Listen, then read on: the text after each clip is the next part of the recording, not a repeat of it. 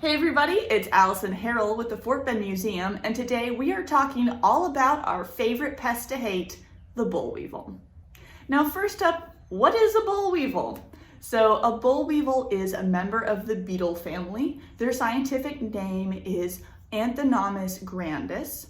As an adult, the boll weevil can get up to 6 millimeters in length. They are typically reddish brown, black, or gray.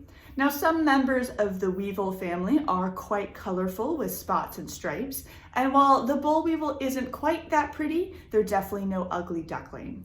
The most distinguishing feature that the boll weevil has is its long snout. Historically speaking, the boll weevil is the most damaging pest in agriculture.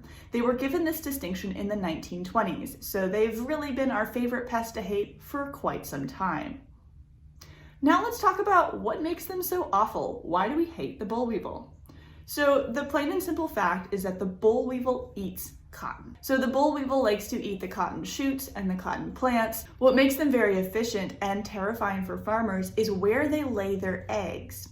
So they drill a hole using that long snout and they lay their eggs inside of the cotton boll. So by doing this, they are giving their eggs the best opportunity to survive because the cotton boll is protecting the eggs themselves. Now, the hard shell of the cotton boll is protecting the eggs from any pesticides.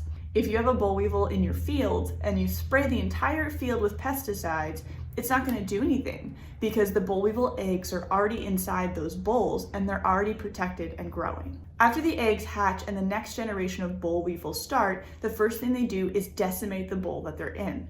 So they are destroying the crop that cotton is grown for, that boll and that fiber. Now it might sound like the boll weevil shouldn't be that much of a problem because it takes some time for the eggs to hatch. But the trick is that in one growing season for cotton, the 5 to 6 months that cotton takes to grow from a seed to a finished plant with all the fiber showing, the boll weevil can have 13 generations. So just one boll weevil is a huge problem from the start. Now you might be wondering, if the boll weevil is such a massive problem in fields, could I get a boll weevil infestation in my house? Because we have a lot of cotton clothes. The answer is no. Boll weevils are not a household pest, and if they do manage to end up in your household, they're probably going to starve. Their food source that they are used to is the plant itself, not the finished product like clothing.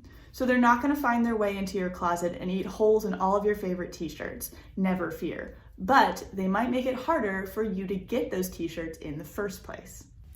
Now let's talk about where did the boll weevil come from and what exact damage has it done to the United States. The boll weevil is not actually from the United States of America. It's native to Mexico, which makes perfect sense when you realize that the cotton plant itself was domesticated in Mexico.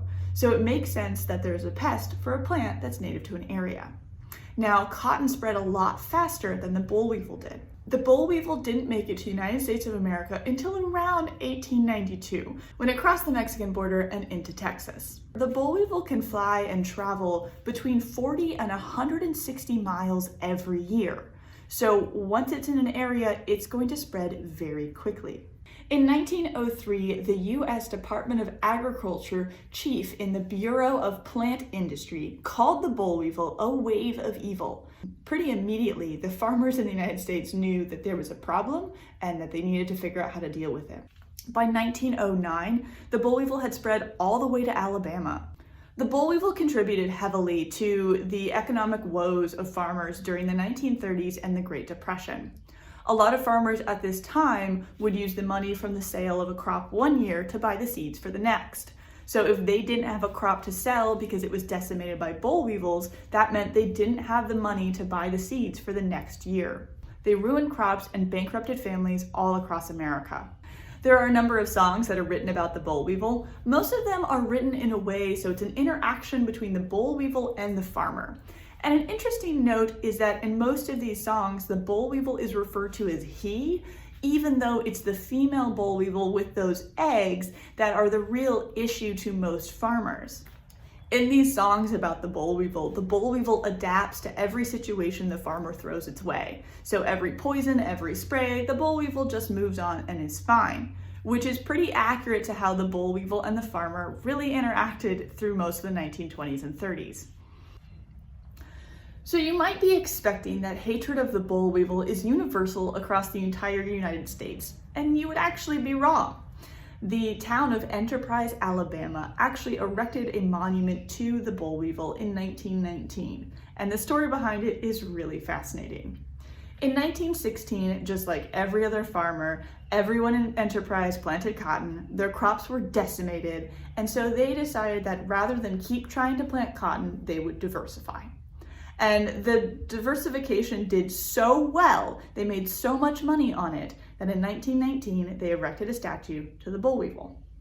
They also hold an annual Boll Weevil Fall Festival every October, so they really do celebrate the boll weevil. Now, the statue itself is kind of fascinating because the boll weevil part of it wasn't added until 1949. So originally, the statue was holding a fountain. And then once the fountain was removed, her arms were blank for a while until they decided in 1949, let's add a giant boll weevil on top. Now, in case you're wondering if maybe this statue's been misinterpreted through time, you would be wrong because the statue has always had a plaque in front of it that reads, "In profound appreciation of the boll weevil and what it has done as the herald of prosperity, this monument was erected by the citizens of Enterprise, Coffee County, Alabama." If you're wondering what crop the farmers in Enterprise, Alabama diversified to after that 1916 disaster of a year, the answer is peanuts. They started planting peanuts and they were making so much money with the peanuts that by 1919, their county was the largest producer of peanuts in the country. And soon after that, they became the first to make peanut oil in that area. They also had a deal with at least one circus that they sold their peanuts to, so they were literally growing circus peanuts, which is kind of fantastic. So the question remains, with an insect that has caused over $15 billion in damage and crop loss, what are we doing to get rid of them? A number of solutions have been offered to farmers throughout time. The first one that was used was arsenic sprays. So arsenic was sprayed on the plant and it didn't affect the plant, but it would kill the boll weevil for a little while. Very quickly, the boll weevil developed a resistance to arsenic, so it was no longer an effective pesticide. Now, at one point, 1/3 of all pesticides used in America were used to try and eradicate the boll weevil. There were also some other solutions that were offered. My favorite is that Theodore Roosevelt suggested that they import a predatory ant from Guatemala to eat the boll weevil, which is actually a solution that has been implemented since then, but sounds kind of ridiculous. It wasn't until 1978 that the United States government really got involved with directly trying to combat the boll weevil. It was in this year that the Boll Weevil Eradication Program, or BWEP, was started. Now, this program is a cooperative group that has formed between the cotton farmers and the Animal and Plant Health Inspection Service of the United States Department of Agriculture. Now, these two groups working together have really done amazing things for the cotton industry. The first thing that they did was actually to genetically modify the cotton plant. So today, the plant that we grow is genetically modified so that it is pesticide resistant and toxic to boll weevils. This means it is an easier plant to grow. You don't need to use as many pesticides on it, but if you do need to, it will not harm the plant, and it is naturally resistant to the boll weevil. So since 1978, the line across America of where the boll weevil lives has been slowly moving south. With the eradication of the boll weevil, areas that plant cotton are seeing a 10% increase in crop yield. And to make it better, because they don't have to spend the money on pesticides, they're saving money at the same time. So they're getting more crops and they're spending less money on pesticides. It's a win-win. Now you might be wondering, where does this leave Texas? Texas is one of the few states in the United States of America that still has a bit of a boll weevil problem, which is also why the government keeps a really tight control over who is planting cotton, where, and when. It's because we don't want to get more boll weevils. So again, boll weevils can fly anywhere between 40 and 160 miles in a year. So they can really go quite a ways. So we have to be very careful when, where, and how we plant cotton so that we don't encourage them to return. Fort Bend County is unfortunately one of the areas of Texas that still has boll weevils. That doesn't mean it's a huge problem. They are working on that issue, but eventually, maybe one day, we will be past that imaginary line of boll weevil eradication. I hope you enjoyed this video about the pest that we all love to hate and its cute little snout, and I hope you learned something. So see you next time.